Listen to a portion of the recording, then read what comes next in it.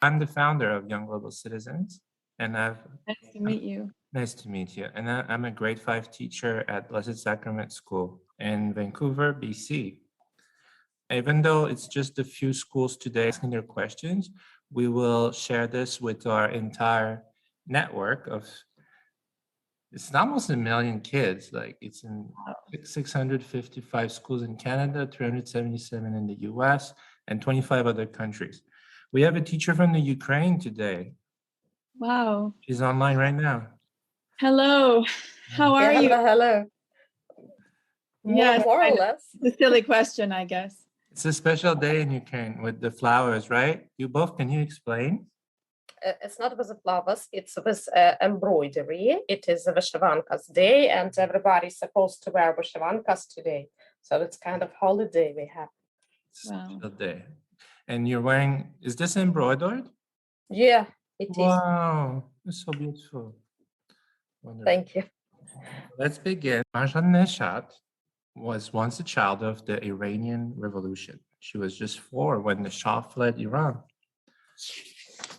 She is an Iranian-born actress with credits that include the movies The Book of Henry, Alfie, RoboCop, and a recurring role on the ABC series Quantico, among others.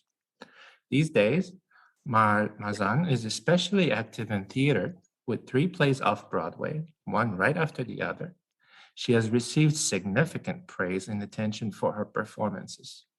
One play that premiered last fall was Selling Kabul.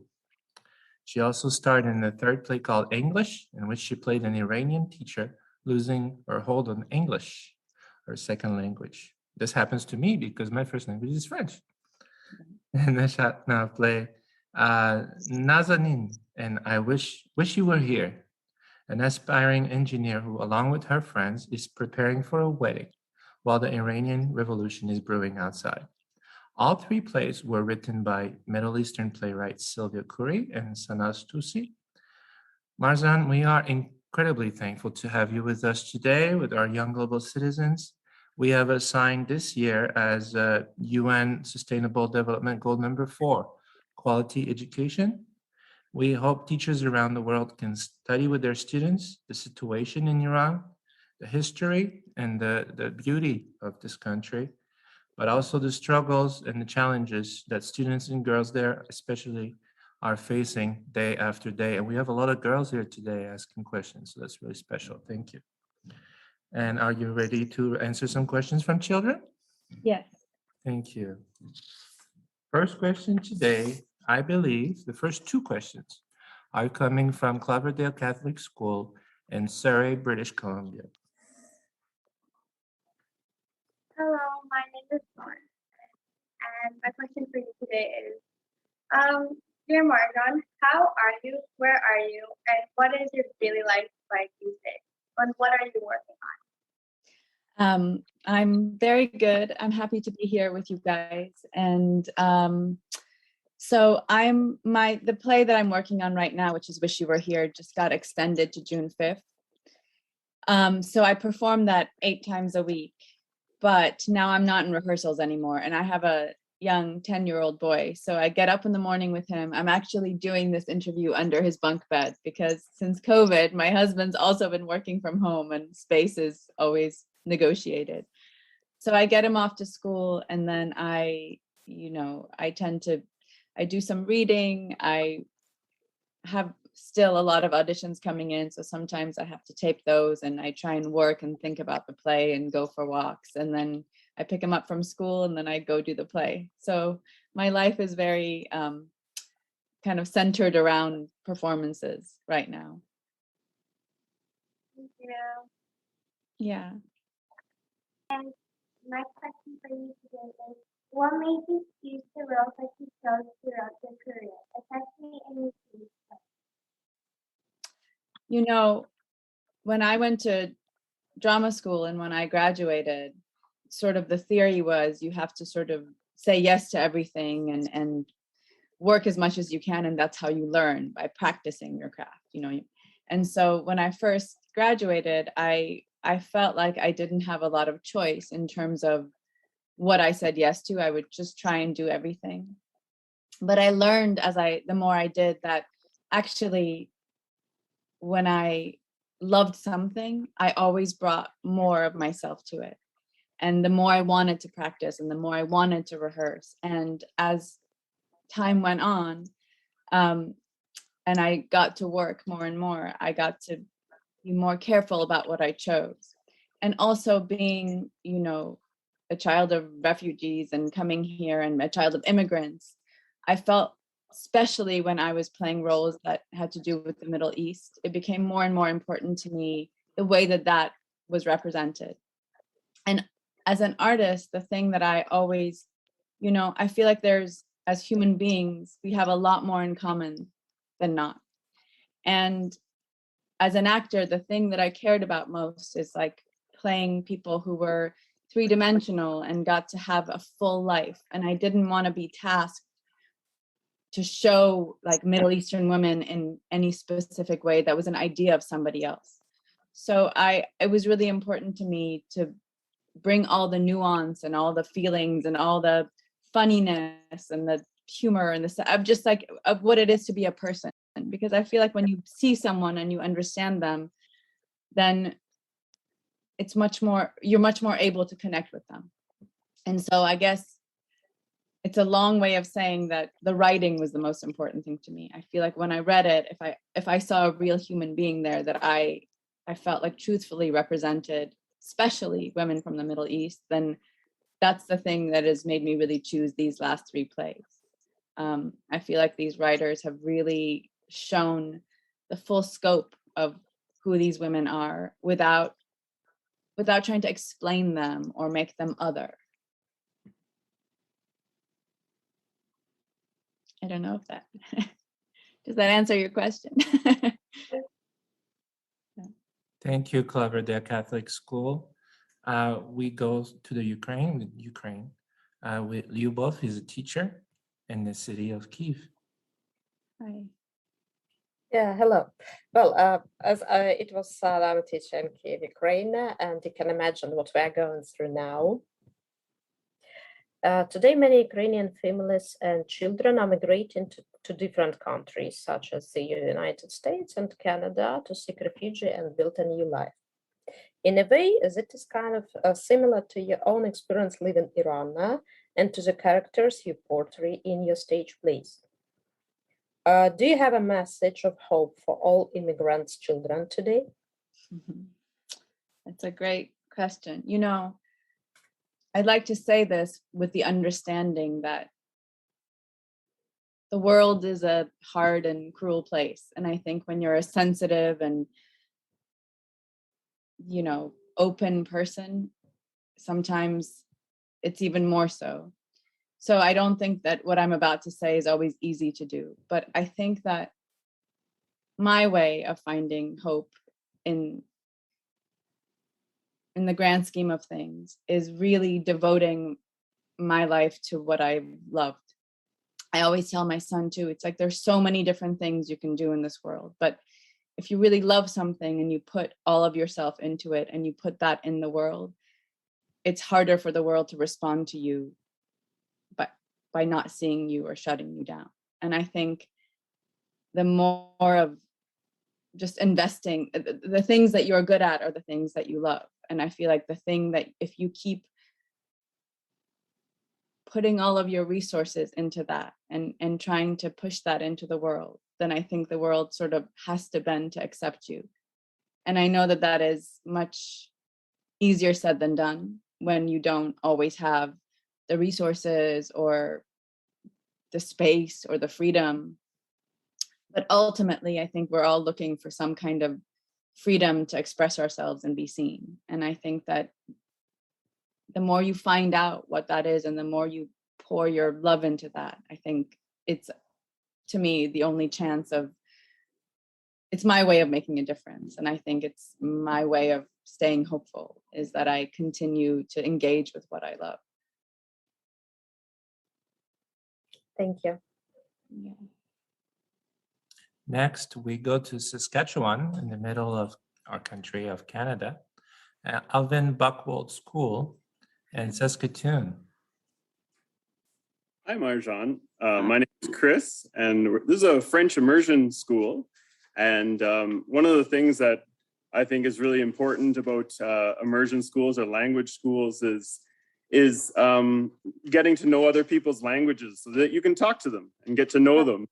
And so I love teaching my kids to, try to get to know people and other people's languages. Are you a Farsi speaker? I do speak Farsi. When I left, I finished 3rd grade there. And so my vocabulary is a bit stilted. I think I can't have a political discussion in Farsi, but I can communicate and understand. And yeah, my parents used to put me in these Saturday Farsi classes and I would go begrudgingly. And now I wish I'd done it more. No kidding. I don't know that if the French kids are listening, or even those who realize how similar some of the French words are to Farsi words. How do you say thank you, for example? Merci. And a present, I think, is Cadeau. Cadeau and stuff like that. So. And pineapple is ananas. There you go. And asansor, we have a lot actually. Yeah, so getting to know people and realizing that they're not as different as they sometimes are portrayed or anything else. Anywho, a lot of students who wanted to ask you some questions, so I allowed them to come up and share the questions. So here's a couple of my students. Hi, my name is Mahir. And my name is Juliet. In Saskatchewan, Canada. Do you still have friends or relatives in Iran? Do you think you will go there again one day? We are aware of the difficulties for teachers and schools there, and we hope to be helpful to them one day. Thank you.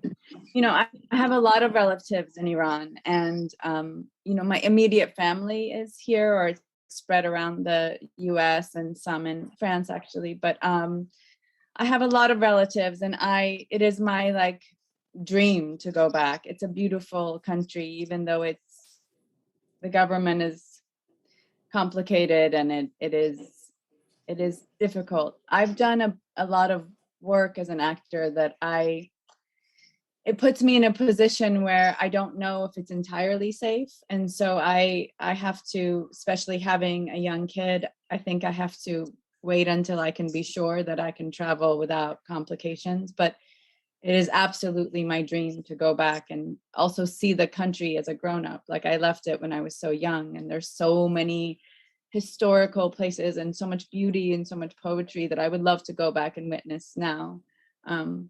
So it is my hope, as it is your hope, to be of help to that country. I just don't know when and how. And then we have one more question. Okay. A little closer. Hi, my name is Mila. And my name is Vera. Young Global Citizens is working with the One Drop Foundation and Cirque du Soleil, who are campaigning for Indigenous access to water with a $2.5 million goal this coming October. Their question is for you. If water was your superpower, how would you help the planet in relations to water access and inequalities? I wish that was my superpower. I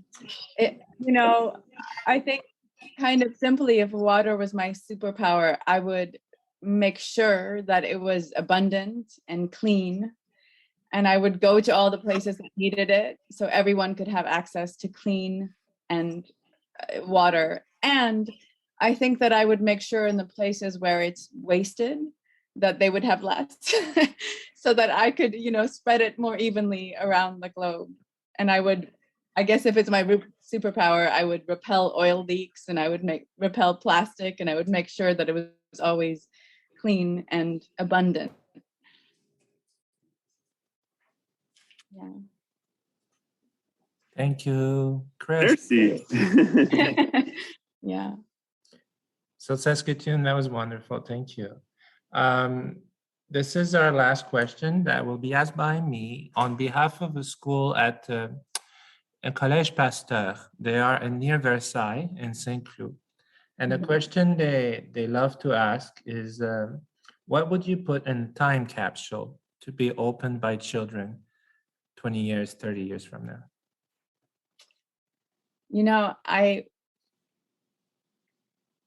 this may be a funny answer, but I think especially at this time, and especially actually after COVID, when I think about the amount of time we spend communicating like this and how kids are on screens, and I think that if I could, I would put it's sort of an unlimited amount of quality time in the capsule where two people or a group of people would sit without any distractions, without any phones, without any screens, and they would talk and look each other in the eye and hold hands and have human connection, to be seen and to have that experience untethered by everything else.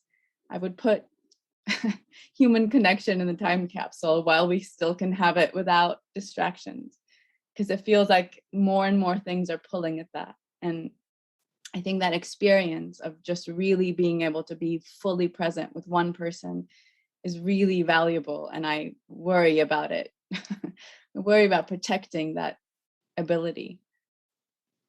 I think that's what we're trying to give to our children, that special time and that human connection. Thank you so much. Yeah. On behalf of young global citizens and our teachers everywhere, we hope to be in contact with you in the future. We will continue to follow you and cheer for you in your wonderful career. Thank you for touching our hearts and inspiring us today. Thank you so much. Everyone, you can unmute and say thank you and goodbye. Thank you. Have a great day.